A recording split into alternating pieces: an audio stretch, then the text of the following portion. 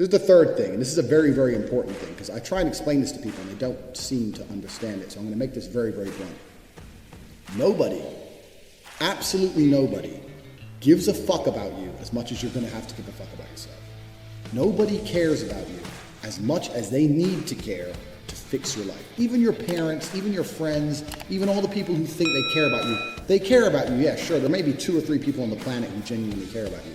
But nobody is going to come to your bed, drag you out of bed, drag you to a job, force you to work hard, and go and buy you a Ferrari. Nobody is going to do that for you. You are never going to have any of the things you want if you do not get them yourself. Nobody cares about you enough to do it for you. And these years I experienced, the only person who's going to make them fun and exciting and interesting, the only person who's going to make me happy and live a life that I want to live is me. Nobody's going to do it for me. There's no one else who wakes up each day and goes, you know what? I want to make Andrew Tate's life better. No one thinks that about me. No one thinks that about you either. Nobody thinks that about you. The only person who gives a shit about your life truly is you. And if you don't give a shit, then you're... No politician is going to make you rich. No one else is going to come along and say, I'm going to concentrate my effort on fixing your life. Nobody. You have to understand you are out here alone, absolutely alone.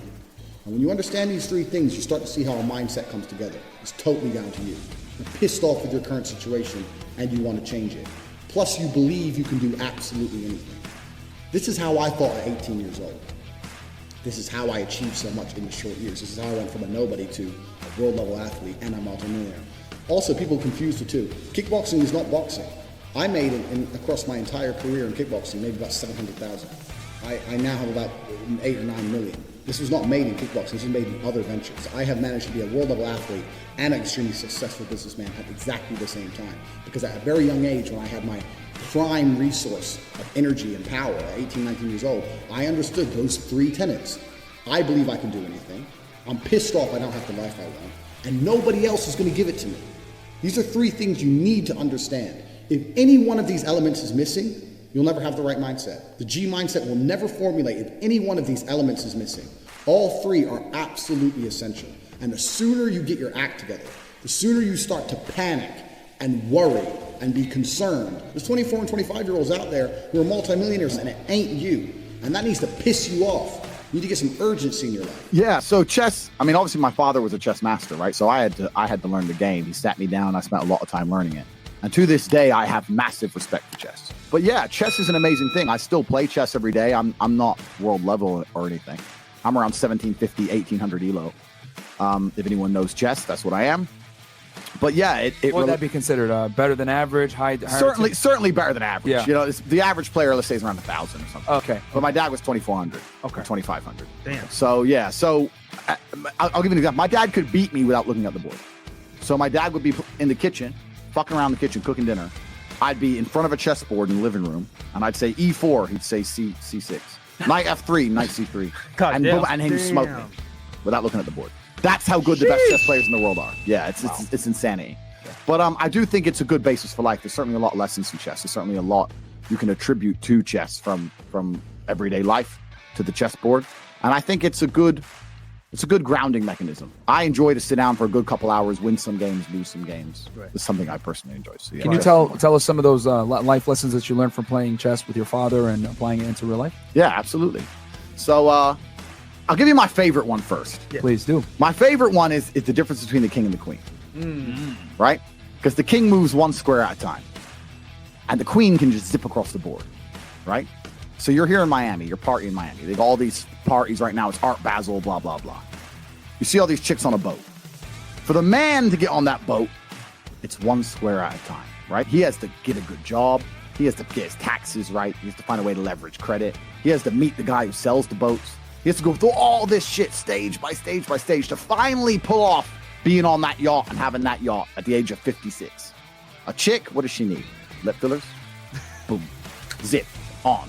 She gets straight on. That's the difference between the king and the queen. But although the king is slower than the queen, he's the most important piece, right? The king can't die. The queen can die.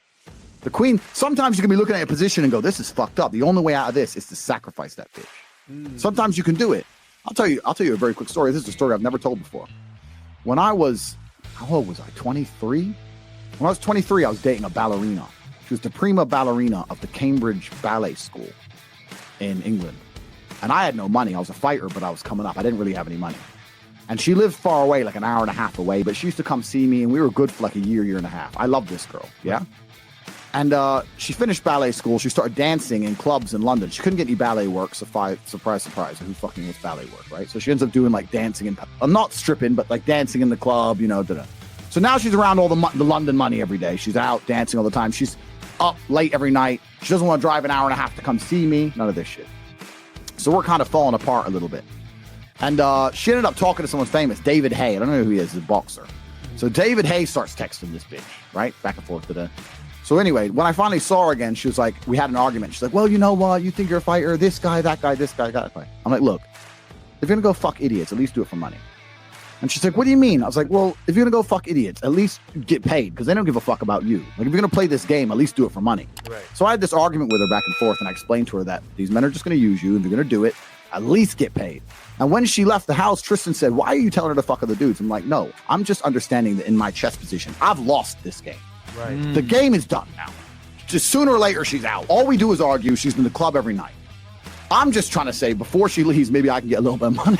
Yeah. Yep. That's the queen sacrifice, right? Right.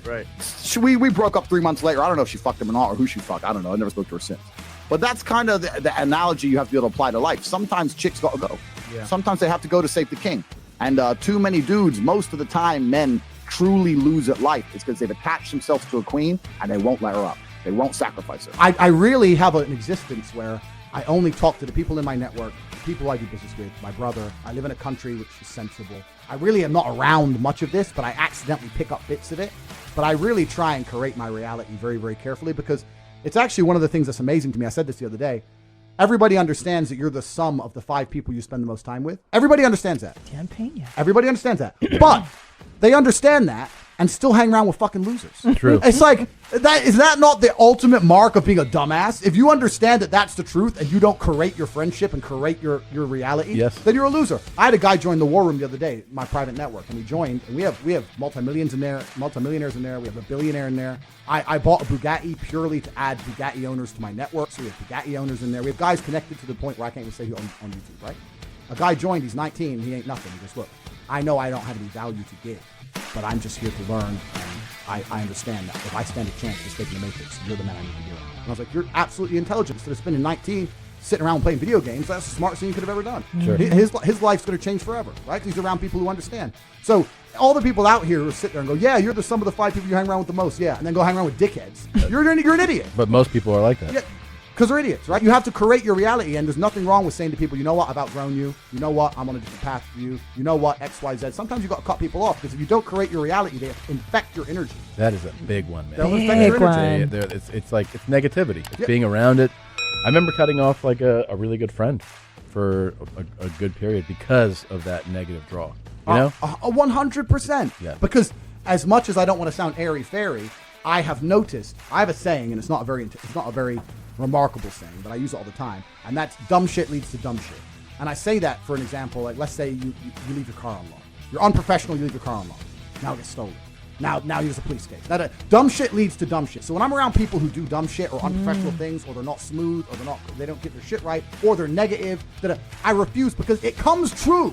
Yeah. It's like you make it true. If I hang around with your stupid ass long enough, all the stupid shit you're talking about is going to happen to me. Yeah. So it's like you speak it into existence. Yes. So I refuse to be around it. Dumb shit leads to dumb shit. Everyone I talk to is such a fucking winner that when I sit around, all I can do is accidentally win. Yeah. It's like, oh shit, bam, more money. Like all you can do is win when you're around winners. It's true. It's all you can do. So you have to be very, very selective, and you have to very, very carefully curate your reality. And that's why I created the War Room, because it's a global network, but you have to be global and you have to be online nowadays, because if you're a normal dude living a normal life, you're never going to meet winners in day-to-day life. Yeah. Because they're all slaves. Yeah. So you have to find that guy in Singapore who's a winner, those 2 guys in Dubai who's a winner, 1 in London. Like, it's hard now. Yeah. It's getting harder and harder. But yeah, I don't tolerate negativity around me. I refuse to tolerate it.